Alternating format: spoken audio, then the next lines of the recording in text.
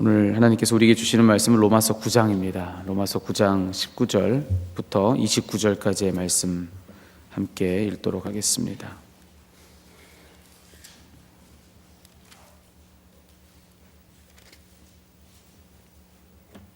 함께 교독으로 말씀을 읽습니다.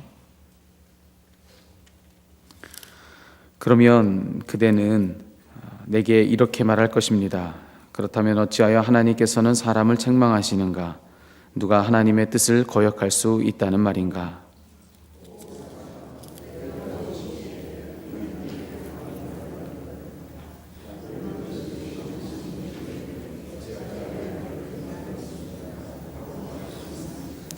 토기장이에게 흙 한 덩이를 둘로 나누어서 하나는 귀한 데 쓸 그릇을 만들고 하나는 천한 데 쓸 그릇을 만들 권리가 없겠습니까?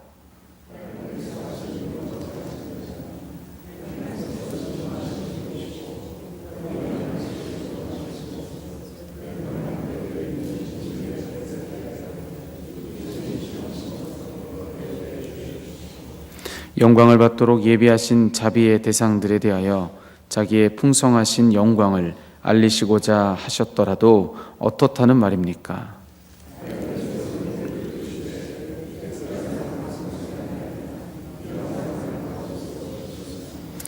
그것은 하나님이 호세아의 글 속에서 하신 말씀과 같습니다. 나는 내 백성이 아닌 사람을 내 백성이라고 하겠다. 내가 사랑하지 않던 백성을 사랑하는 백성이라고 하겠다. 너희는 내 백성이 아니다 하고 말씀하신 그곳에서 그들은 살아계신 하나님의 자녀라고 일컬음을 받을 것이다. 그리고 또 이사야는 이스라엘을 두고 이렇게 외쳤습니다. 이스라엘 자손의 수가 바다의 모래와 같이 많을지라도 남은 사람만이 구원을 얻을 것이다. 주님께서는 그 말씀하신 것을 온전히 그리고 조속히 온 땅에서 이루실 것이다. 그것은 또한 이사야가 미리 말한 바 만군의 주님께서 우리에게 씨를 남겨주지 않으셨더라면 우리는 소돔과 같이 되고 고모라와 같이 되었을 것이다 한 것과 같습니다. 아멘. 오늘 이 아침에 하나님께 새롭게 부으실 은혜를 기대하는 마음으로 함께 사모하는 마음 하나님께 기도를 올리도록 하겠습니다. 기도합시다.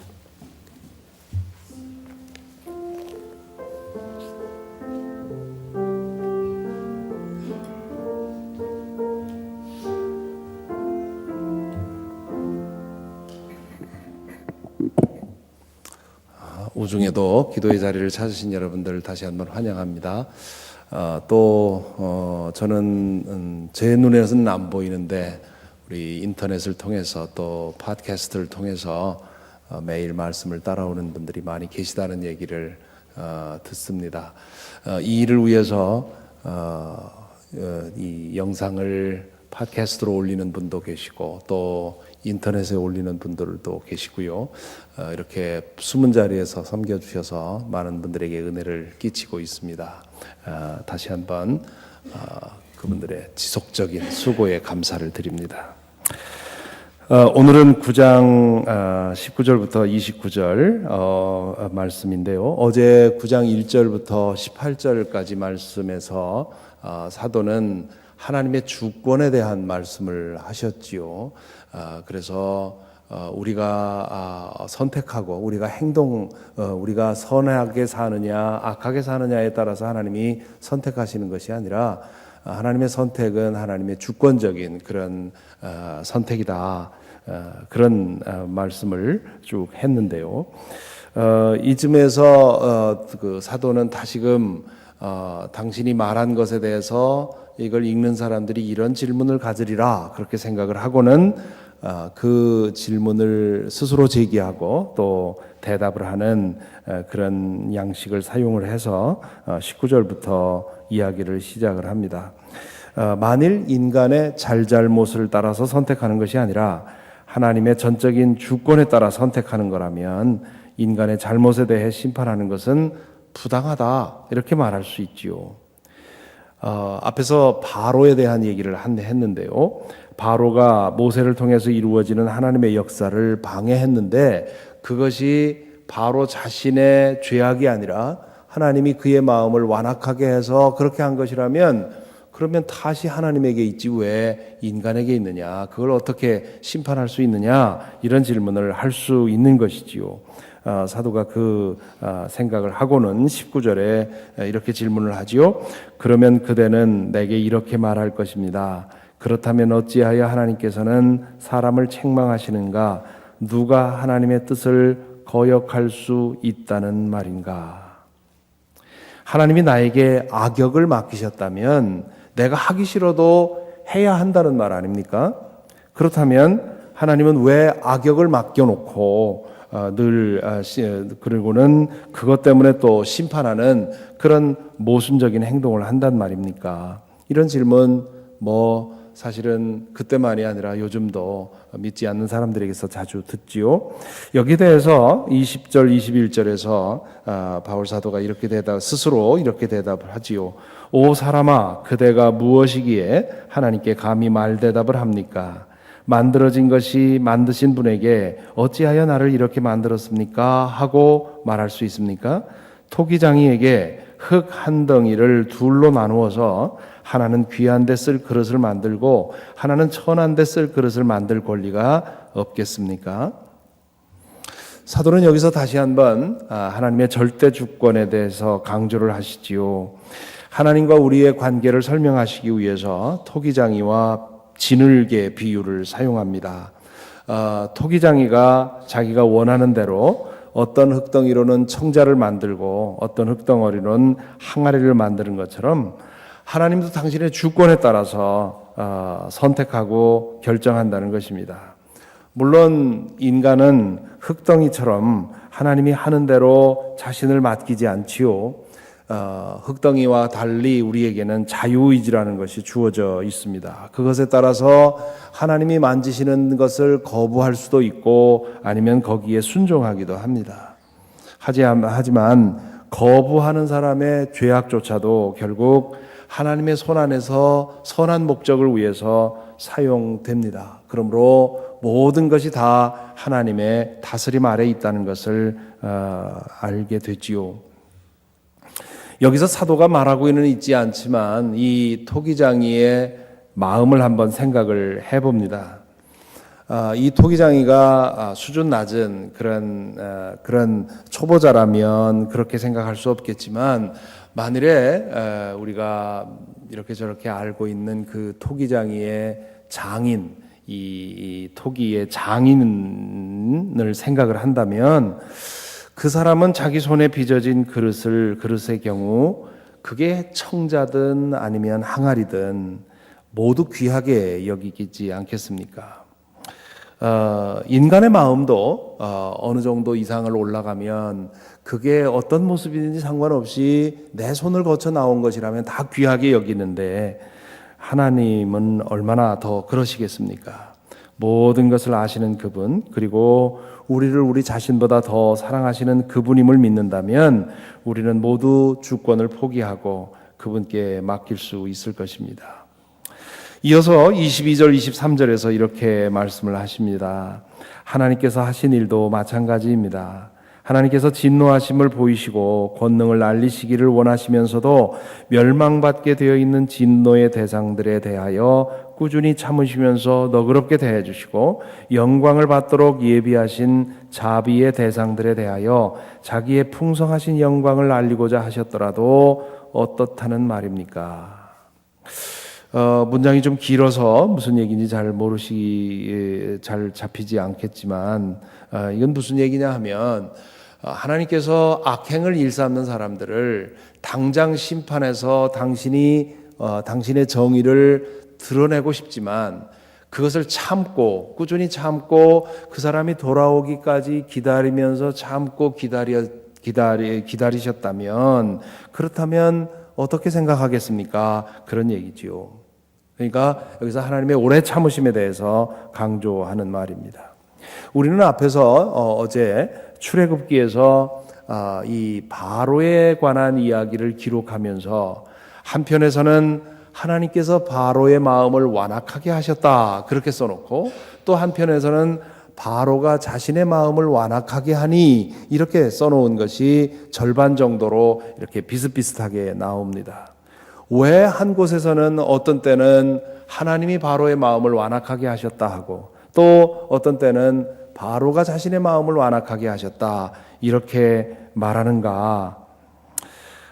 이것은 인간의 죄악이 가지고 있는 복합적인 성격 그리고 하나님의 다스림, 결국은 하나님 다스림 아래에 있는 인간의 상황을 암시하는 말입니다. 마음을 굳게 하고 죄악을 탐하고 악행을 행하는 것은 인간 자신의 선택입니다. 인간 자신의 자유의지의 그 발현이지요. 하지만 하나님이 그것을 묵인하고 기다리시면서 참고 스스로 돌아올 때까지 기다리시는 것이기 때문에 그것은 하나님이 허락하셨다고도 할 수 있습니다. 22절에서 사도가 말하는 것이 바로 그것입니다. 하나님은 인간의 악행을 당장 중단시킬 수도 있지만 그렇게 되면 결국은 모든 인간을 로봇으로 만드는 인간에게서 자유의지를 뺏어와야 되는 그런 결과가 되어버립니다. 그래서 그 자유의지를 내맡겨 두시고 모든 사람들에게 스스로 결정할 수 있도록 기다려주시고 그러면서 그들의 마음을 끊임없이 불러주시고 그리고 결국 하나님의 뜻을 떠나서 악행을 저지르는 사람들, 결국은 그렇게 사는 사람들을 심판할 수밖에 없지만 그들이 만들어 놓은 메스는 결국 하나님의 손에 의해서 선하게 모든 것을 아름답게 바꾸신다고 하는 그런 사실을 우리는 여기서 기억을 하게 되는 것이지요. 그러므로 결국은 모든 것이 하나님의 다스림 안에 있습니다. 아무리 악이 번성하고 아무리 악이 득세하더라도 결국은 하나님께서 그 모든 것을 바로 잡으신다는 거지요. 다만 우리의 선택은 악을 선택할 거냐 선을 선택할 것이냐 하나님을 거역할 것이냐 순종할 것이냐 그것이 우리의 선택일 뿐입니다. 계속해서 24절 26절에서 이렇게 하나님의 자비하심과 오래 참으심이 유대인들만이 아니라 이방인들에게까지도 그렇게 미친 것에 대해서 여기서 말을 하고 있습니다. 24절 26절에 보면 하나님께서는 우리를 부르시되 유대 사람 가운데서만이 아니라 이방 사람 가운데서도 부르셨습니다. 그것은 하나님이 호세아의 글 속에서 하신 말씀과 같습니다. 나는 내 백성이 아닌 사람들을 내 백성이라고 하겠다. 내가 사랑하지 않던 백성을 사랑하는 백성이라고 하겠다. 너희는 내 백성이 아니다 하고 말씀하신 그곳에서 그들은 살아계신 하나님의 자녀라고 일컬음을 받을 것이다. 사실 이 호세아의 말씀은 하나님께서 이스라엘 백성을 그들의 죄로 인해서 너희는 이제 내 백성이 아니다. 내 자녀가 아니다 하고 그렇게 말씀을 하셨다가 나중에 그들이 풀물불 가운데서 고난을 받은 후에 이제는 내가 너희를 내 백성으로 다시 회복하겠다 이렇게 하시는 과정에서 하신 말씀입니다. 그러므로 이방인들에게 하신 말씀은 아닌데 사도는 이 이방인들이 복음을 듣고 돌아오는 그런 상황을 보면서 그 말씀 속에 이런 뜻도 담겨 있겠구나 하고 호세아의 말씀을 인용을 하지요.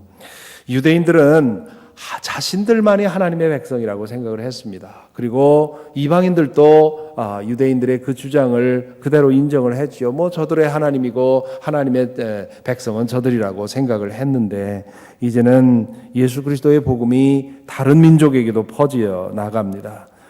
모든 민족을 부르시는 하나님의 뜻이 드러나게 된 것이지요. 이제는 율법과 상관없이 하나님을 아빠라고 부르는 그런 복음이 전해지게 된 것입니다. 이 복음을 듣고 많은 이방인들이 전에는 상상할 수 없었던 여호와 하나님 앞에 돌아오게 된 것이지요. 그런데 정작 유대민족은 상황이 달랐습니다. 때가 차서 많은 이방인들이 바울의 복음을 듣고 하나님 앞으로 돌아오지만 오히려 유대인들은 복음에 귀맞고 복음을 배척을 했습니다.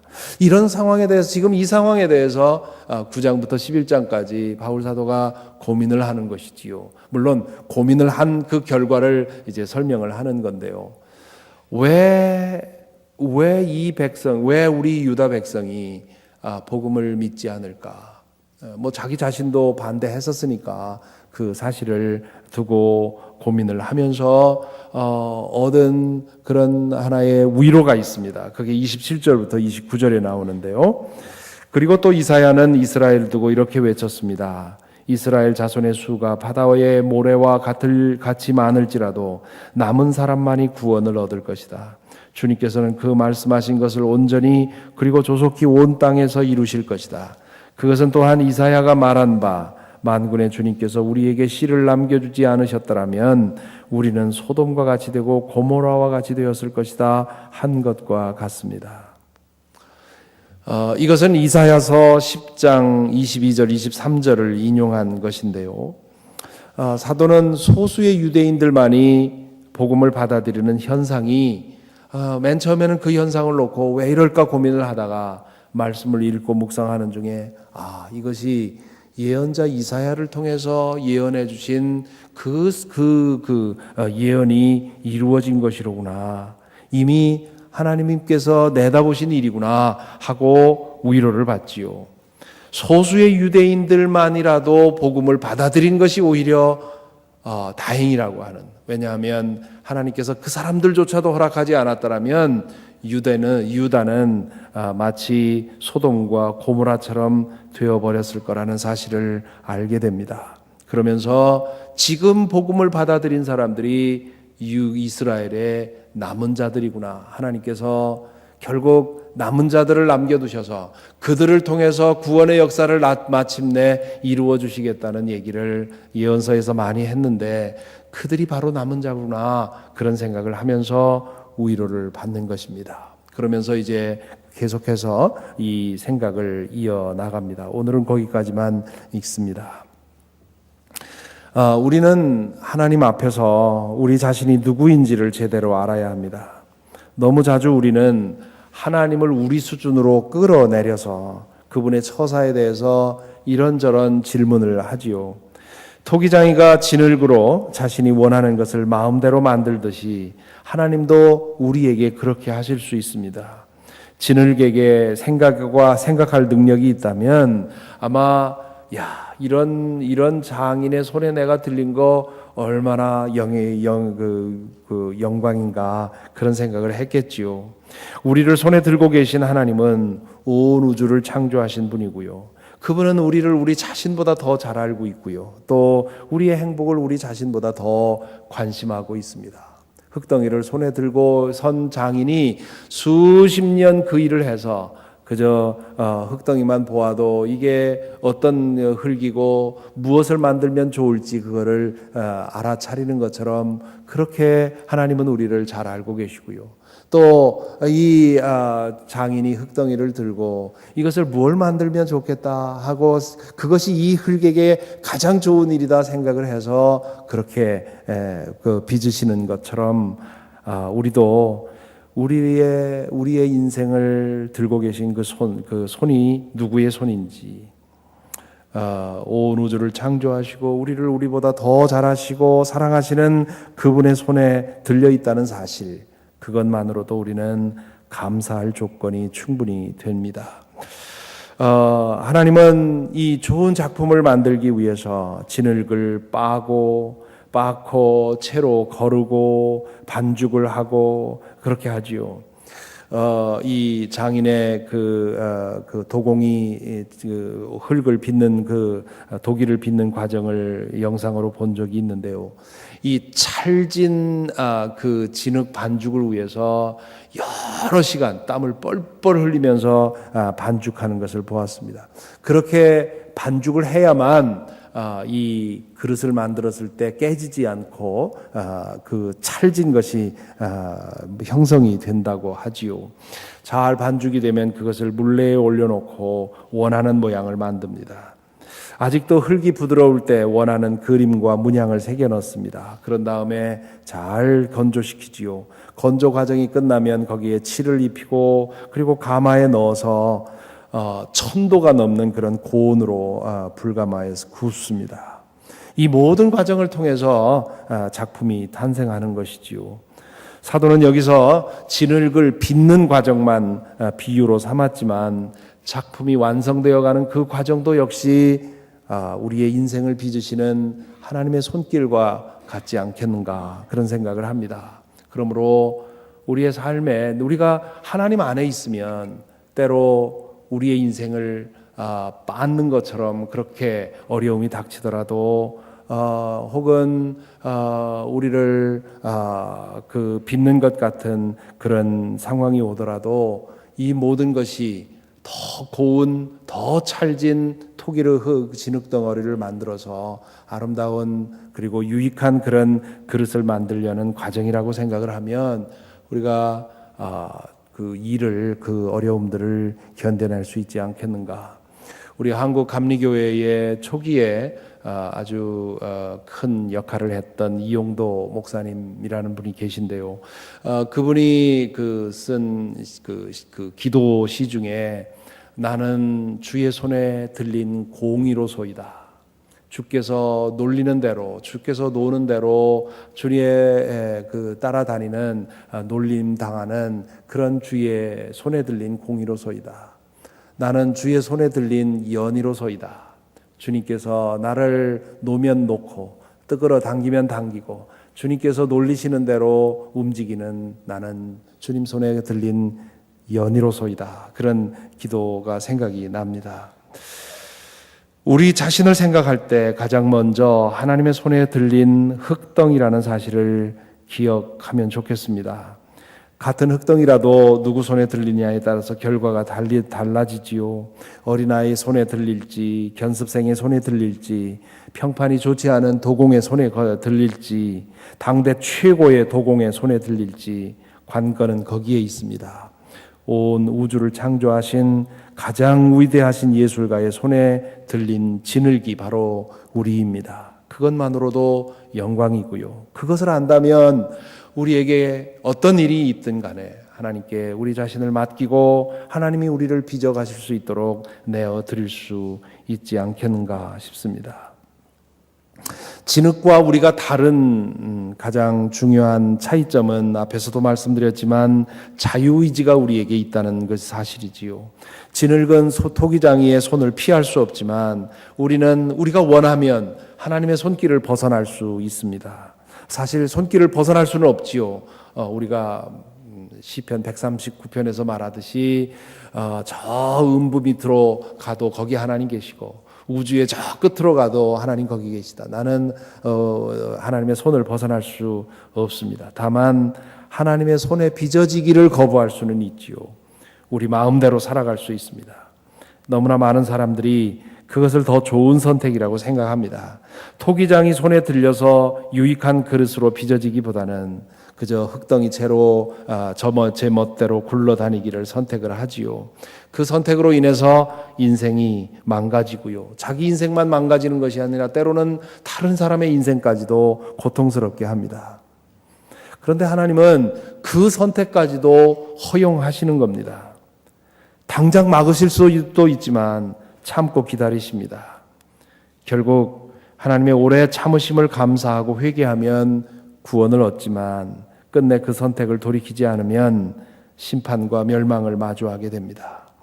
다른 한편 전능하신 하나님은 그렇게 홀로 굴러다니기를 고집하며 이렇게 저렇게 문제를 일으키는 그 흙덩이조차도 결국 그 흙덩이가 만들어낸 메스조차도 선한 목적을 위해서 사용하십니다. 그러므로 하나님의 주권에서 벗어날 것은 아무것도 없다고 하는, 지금 당장 악이 번성하더라도 여전히 하나님은 다스리고 계시다는 그 사실을 우리는 기억해야 할 것입니다.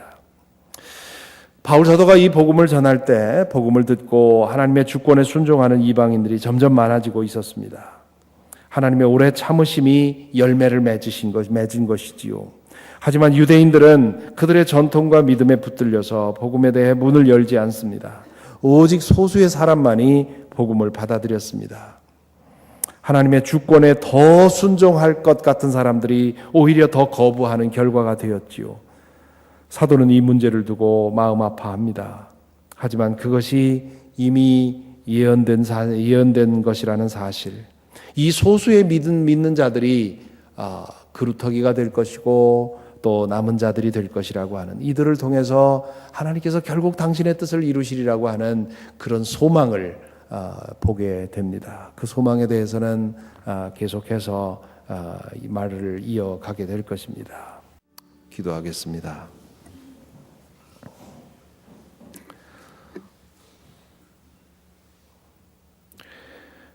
오늘 말씀을 생각하면서 우리가 하나님의 손에 들려져 있음을, 하나님의 손에 들려 있는 존재라는 사실을 잠시 우리 영상으로, 우리 마음으로 상상을 해 보십시다.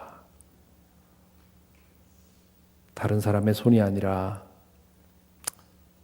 나 자신 홀로 굴러다니면서 살기를 원치 않고, 그렇다고 해서 다른 사람들이 섬기는 잡신에게 우리의 인생을 주지 않고, 온 우주를 창조하시고 우리를 우리 자신보다 더 잘하시고 우리를 우리 자신보다 더 귀하게 여기시는 그분 손에 들려 있다는 사실, 그것을 생각하면 그것만으로도 감사한 일입니다. 그것만으로도 1시간 이상 감사와 찬송을 올릴 수 있는 그런 귀한 사건입니다.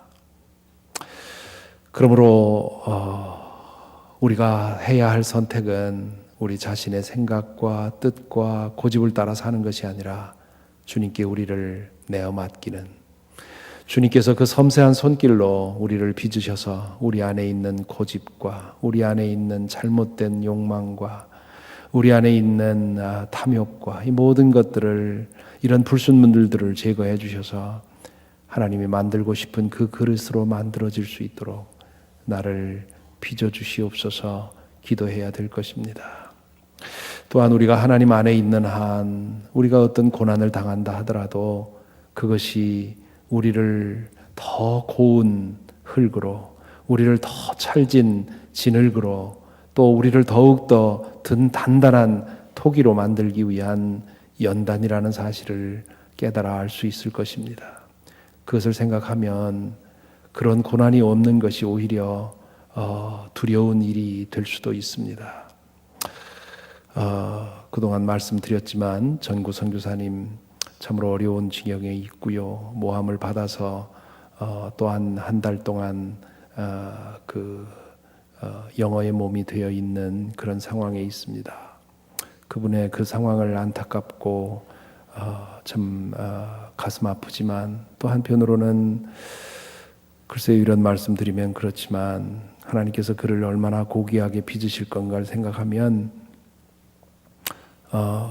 그의 상처, 그의 스티그마가 부럽습니다. 하나님께서 우리를, 중요한 것은 우리가 얼마나 안락하게, 얼마나 안전하게 사느냐가 아니라 하나님께서 우리를 어떻게 빚으시느냐 하는 것인데요. 우리에게 고난이 없는 것이 때로는 우리에게 화가 될 수 있습니다.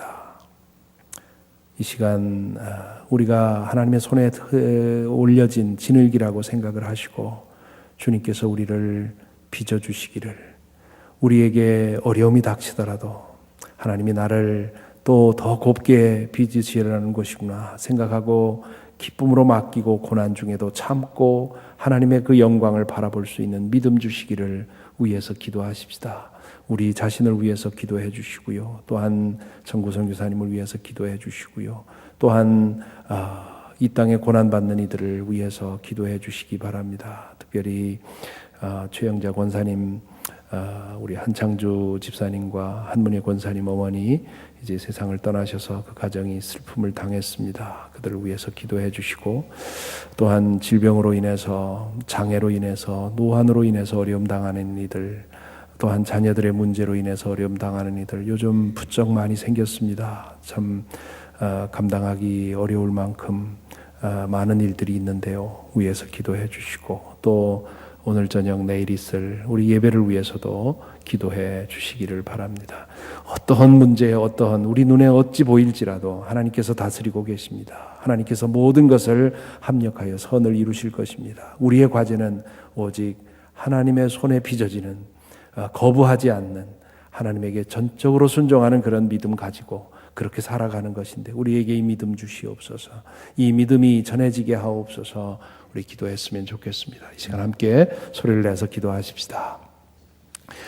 사랑의 주님, 오늘의 말씀을 통해서 우리가 어디에 있는지 어떤 상황에 있는지를 주님 알게 하시고 주님 인도하여 주시니 감사합니다. 주님, 우리가 다른 사람이 아니라 주님의 손에 들려 있다는 것으로 감사를 드립니다. 주님이여 저희를 붙들어 주셔서 주의 손에 들린 주여 진흙으로서 우리를 빚어 주시옵시고 아버지 하나님, 우리가 우리의 눈이 어두워서 이 땅에서 안전하고 행복하게 사는 것, 편안하게 사는 것에만 우리 마음 두지 않게 하여 주시옵시고 하나님의 손에 의해서 온전히 빚어지는 우리의 삶이 될 수 있도록 주님 인도하여 주옵소서. 이 땅의 물질만 보지 않게 하여 주시옵시고 이 땅의 육신만 보지 않게 하여 주시옵시고 우리의 마음의 눈을 열어주셔서 하나님 나라 볼 수 있도록 인도하여 주시옵시고 우리와 함께 하시는 하나님의 손길을 볼 수 있도록 주님이여 인도하여 주옵소서. 그리하여 주님, 우리에게 어떤 어려움이 닥치더라도 우리에게 어떤 상황이 오더라도 주님이여 주님을 의지하고 우리를 맡기고 살아가는 우리가 될 수 있도록 인도하여 주옵소서. 당신의 종 전구선교사를 위해 기도합니다. 아버지 하나님, 저를 붙들어 주시옵시고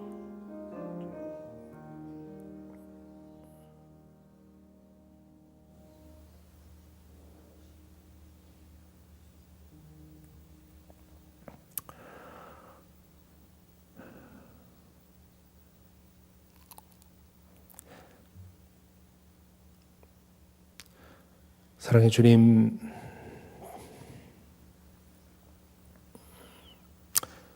우리의 전 존재를 주님의 손에 올려놓습니다. 주님 손에 들려 있다는 사실을 잊지 않게 하여 주옵소서.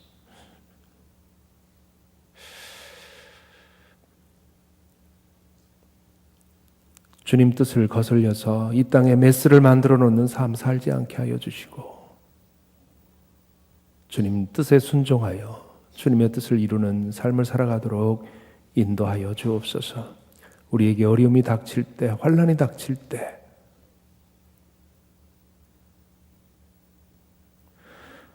주님 바라보게 하여 주시고 주께서 빚으시는 손길을 알게 하시고 그리하여 고난 중에 더 기뻐하며 감사하도록 인도하여 주옵소서.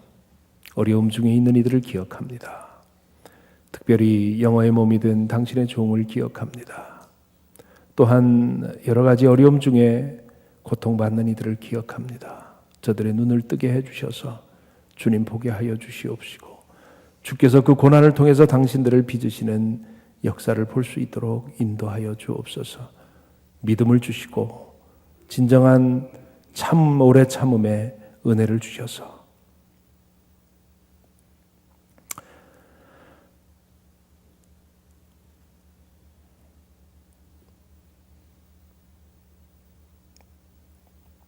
하나님께서 모든 것을 선하게 만드시는 결과를 볼 수 있도록 주여 축복하여 주옵소서. 예수 그리스도 이름으로 기도하옵나이다.